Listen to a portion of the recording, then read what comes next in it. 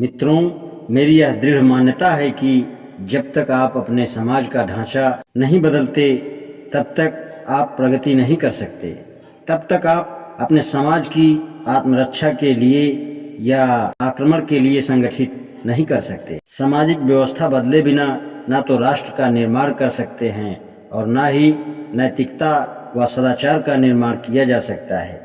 जाति प्रथा की नींव पर आप जो कुछ भी निर्माण करोगे वह चटक जाएगा, टूटे बिना नहीं रह सकेगा और कभी भी एक परिपूर्ण नहीं हो पाएगा।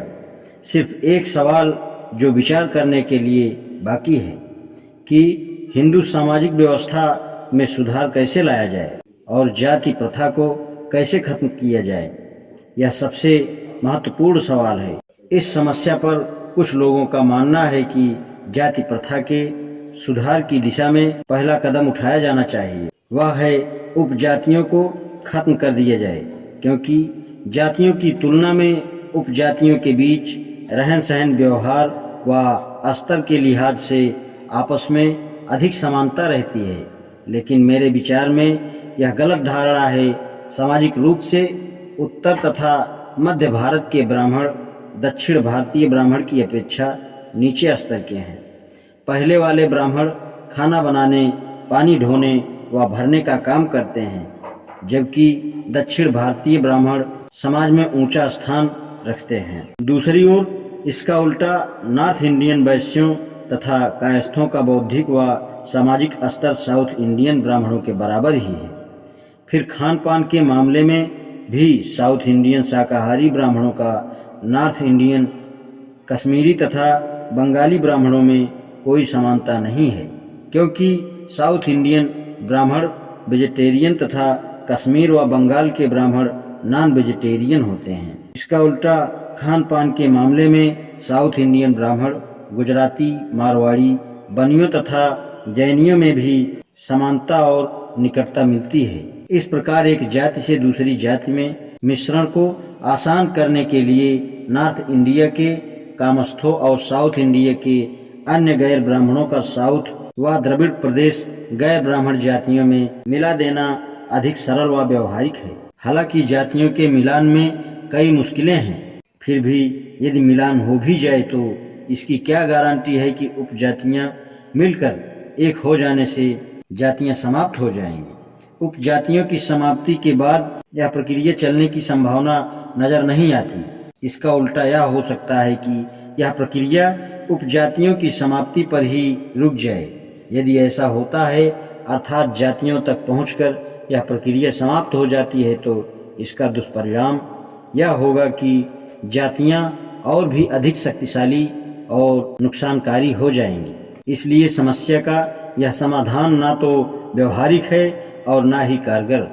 ऐसी दशा में यह समाधान गलत साबित होगा। जाति प्रथा को खत्म करने का दूसरा समाधान यह बताया जाता है कि जातियों के बीच आपस में खान पान शुरू किया जाए। लेकिन मेरे विचार में यह समाधान भी पूरी तरह से कारगर नहीं है, क्योंकि कुछ जातियों में तो पहले से ही अंतर जातीय भोज का प्रचलन है। लेकिन अनुभव यह बताता है कि ये अंतर जातीय भोज जातीयता और जाति भेद की भावना को खत्म करने में सफल नहीं हो सके। मुझे विश्वास है कि अंतर जातीय विवाह ही इसका असली इलाज है। रिश्तों के द्वारा रक्त के मिलाप से ही अपनापन और आपसी भाईचारे की भावना पैदा की जा सकती है, और जब तक भाईचारे की यह भावना नहीं होगी, संबंधी होने तथा जुड़े होने की भावना सर्वोपरि नहीं होगी, तब तक जाति द्वारा पैदा की गई अलगाव की भावना, पराया होने की भावना कभी दूर नहीं होगी। अन्य धर्मों की अपेक्षा हिंदू के सामाजिक जीवन में अंतर्जातीय विवाह ज़्यादा प्रभावशाली साबित होंगे, क्योंकि जिस समाज में पहले से ही दूसरे संबंधों के कारण खूब मेल मिलाप हो, उनमें विवाह जीवन की एक साधारण सी घटना होती है। लेकिन जहाँ समाज कट कट कर टुकड़े टुकड़े हो चुका हो, वहाँ विवाह एक एकता करने वाली शक्ति के तौर पर जरूरी है। इसलिए अंतर्जातीय विवाह ही इस बीमारी का सही इलाज है। अन्य कोई और इलाज जाति प्रथा की कुरीति को मिटाने का काम नहीं कर सकता। आपको जाति पाति तोड़क मंडल ने जाति प्रथा पर हमले का यही मार्ग अपनाया है। यह सीधा और सामने का हमला है। मैं आपको बधाई देता हूँ कि आपने इस बीमारी को ठीक प्रकार से पहचाना है। हिंदुओं को यह बताने का आपने साहस किया है कि समाज में असली दोष क्या है। इसके लिए और भी बधाई देता हूँ। सामाजिक अत्याचार या तानाशाही के मुकाबले में राजनीति अत्याचार कुछ भी नहीं है।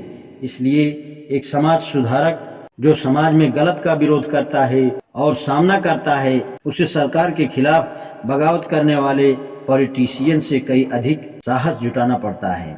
हम कह सकते हैं कि आपने बीमारी की नब्ज पकड़ ली है और आपका मानना सही है कि जातीयता का रोग तभी समाप्त हो पाएगा जबकि अंतर्जातीय खान पान और जातियों के बीच आपस में विवाह एक आम रिवाज बन जाएगा।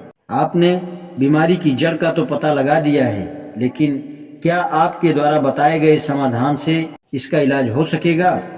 आप अपने आप से भी यह पूछें कि क्या कारण है कि ज्यादातर हिंदू एक साथ शामिल भोजन करना पसंद नहीं करते और आपस में विवाह भी नहीं करते हैं। क्या कारण है कि आपका उद्देश्य पॉपुलर नहीं है?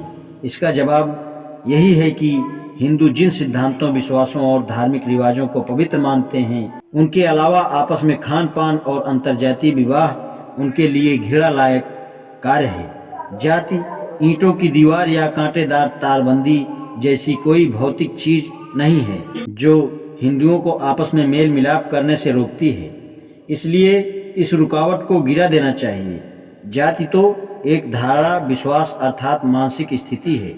इसलिए जाति की समाप्ति का अर्थ किसी भौतिक रुकावट को दूर करना नहीं है, बल्कि इसका अर्थ वैचारिक बदलाव है। जाति प्रथा बुरी हो सकती है। जाति प्रथा ऐसी मानसिकता को जन्म देती है जो मानवता के लिए घातक है। यह एक अमानवीय व्यवस्था है, लेकिन यह भी नहीं कहा जा सकता है कि हिंदू लोग जाति प्रथा को इसलिए मानते हैं कि वे निर्दयी, खराब दिमाग के या मानवता के दुश्मन हैं। दरअसल वे इसलिए मानते हैं क्योंकि वे बहुत ज़्यादा धार्मिक हैं। इसलिए जात पात मानने के लिए लोग दोषी नहीं हैं।